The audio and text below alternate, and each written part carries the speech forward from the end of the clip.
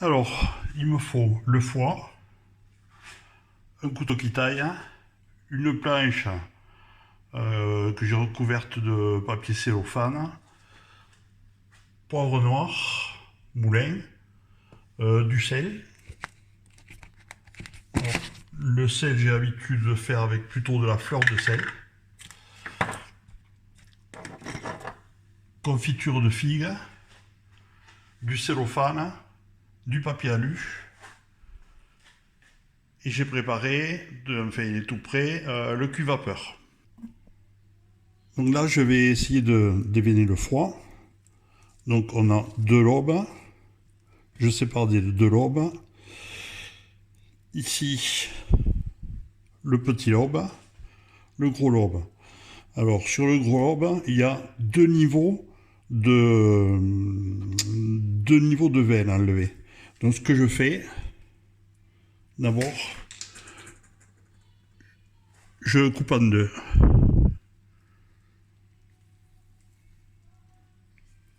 Voilà. Je le reconstituerai après. Alors je reprends ici. Là, voilà. J'ai les veines du haut que je vais enlever.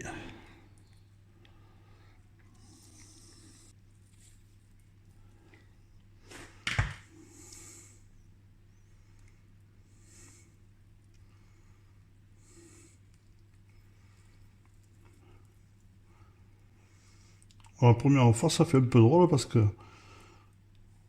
on croit qu'on va esquinter le foie, mais en fait, il va se reconstituer après la cuisson. Voilà, donc je lève ces veines là, qui pendouillent.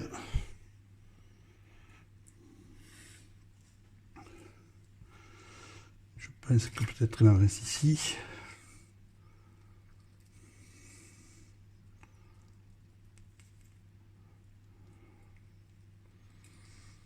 Bon, ça semble être bon. Là, je vais reconstituer mon lobe.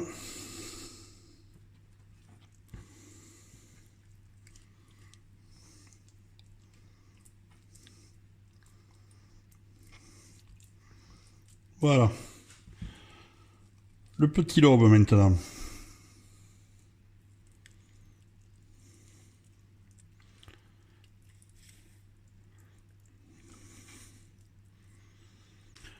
Faut pas avoir peur de farfouiller, hein.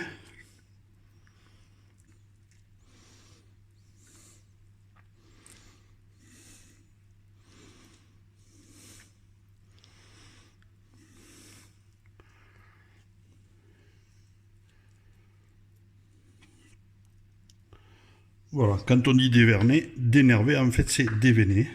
Voilà. Donc maintenant, le plus gros du boulot, il est fait. Donc ça, c'est tous les nerfs que je vais jeter. Je me rince un peu les doigts. Alors là, je vais saler, poivrer, comme si c'était un rôti de porc. Moi, je fais à vue de nez, mais un rôti de porc, il faut que ce soit assez relevé. Donc je sale.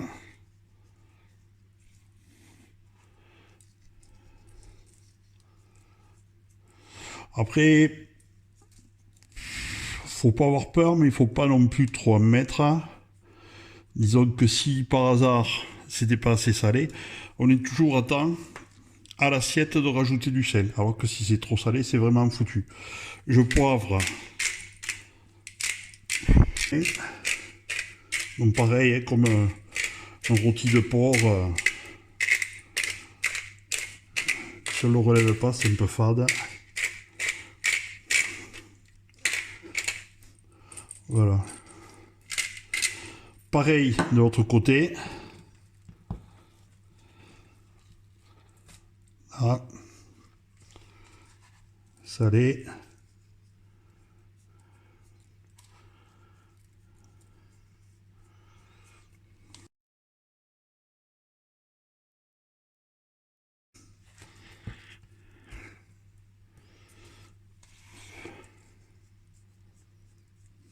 Voilà. Poivré.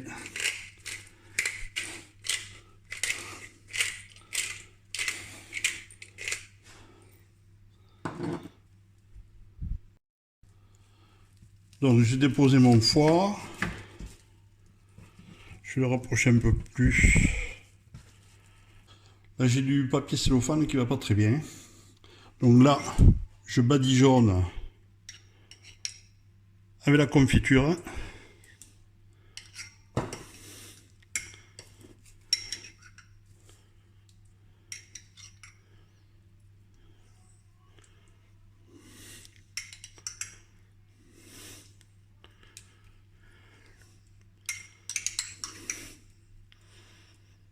Voilà.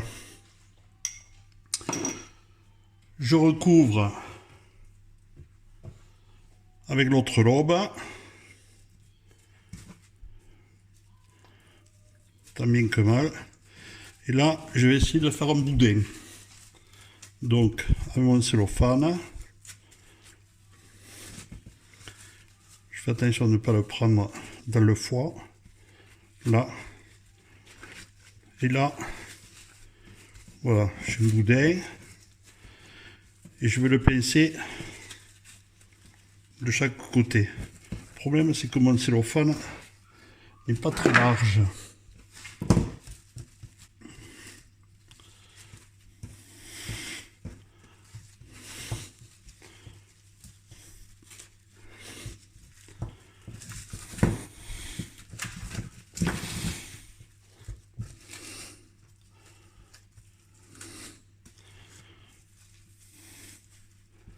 Normalement, j'ai le cellophane plus large.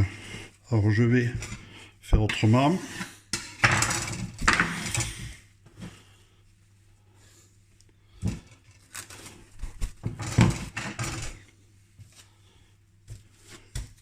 C'est voilà, pour pouvoir le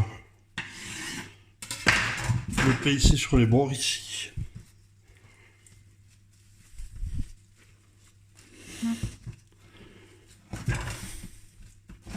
Voilà, et là, je roule. Ok. Je pince et je recommence une autre fois.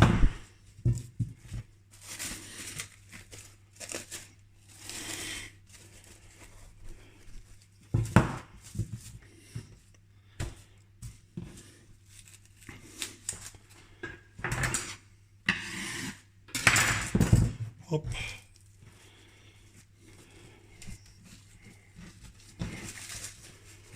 Voilà, qu'il soit bien tassé.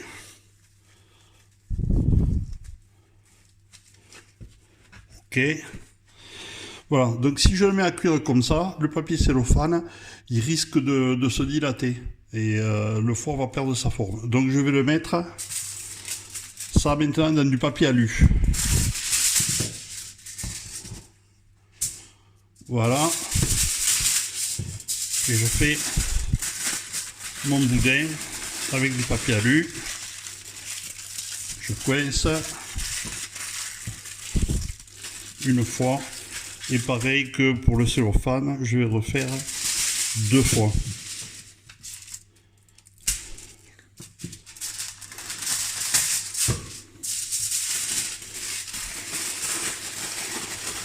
Voilà, reste plus.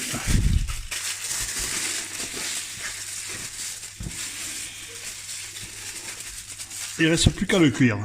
Ok. Alors, on va prendre la suite. Alors, ce foie, il me paraît gros. Donc, moi, les miens, ils sont un peu plus petits. Le boudin, il est plus mince. Donc, je le mets 10 minutes. Celui-là, vu qu'il est un peu plus épais, je vais le mettre 15 minutes au bain-marie. Donc, d'abord, je vais allumer le cuve-vapeur et je vais attendre que la buée arrive. Voilà, la buée du cuve-vapeur arrive. Je ne sais pas si ça se voit bien. Je le vois bien. Enfin, on voit les gouttelettes, donc il est prêt. Alors je mets mon boudin.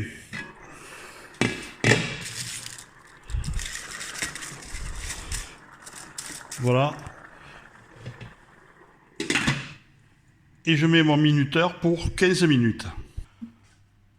Alors pendant ce temps, je préparais un récipient avec des glaçons et je vais y mettre de l'eau froide. Alors,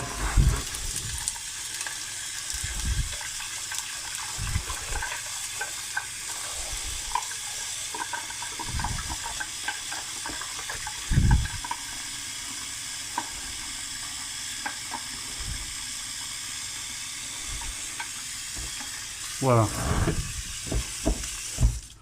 Donc ça, quand le foie aura cuit à la vapeur pendant 15 minutes, je vais le plonger entier là-dedans, ça va arrêter, ça va bloquer la cuisson. Alors je pourrais le mettre dans un récipient très froid ou directement au congélateur, pourquoi pas. Sauf que, vu que quand il va sortir du cuit-vapeur, il va être mou, si je le pose sur quelque chose de dur, il va s'aplatir.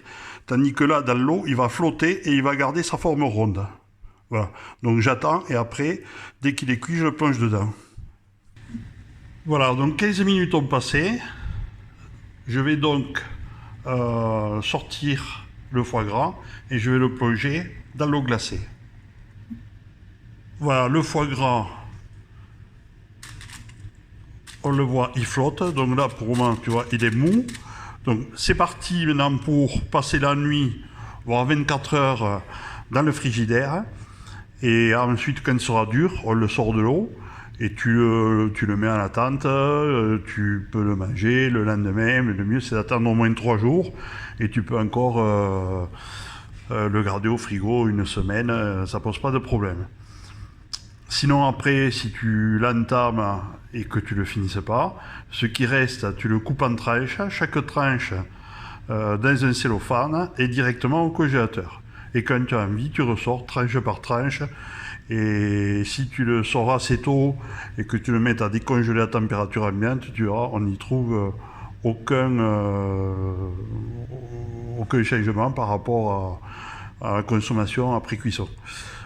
Donc je l'ai badigeonné de confiture de figue, mais on peut, si on veut, aussi l'arroser de 2 ou 3 cuillères à soupe d'un vin doux, type Porto, Jurançon, Sauterne, Gaillac doux, etc. Et on peut aussi le faire en l'arrosant que de vin doux sans mettre la confiture de figue, ou les deux, enfin c'est au choix. Moi personnellement j'ai eu essayé les deux sont bons, mais j'aime moins maintenant le goût de l'alcool derrière, ou sinon il faut que ce soit un très très bon vin. Voilà. Ben écoute, amuse-toi bien, et celui-là je te le referai passer demain. Ciao!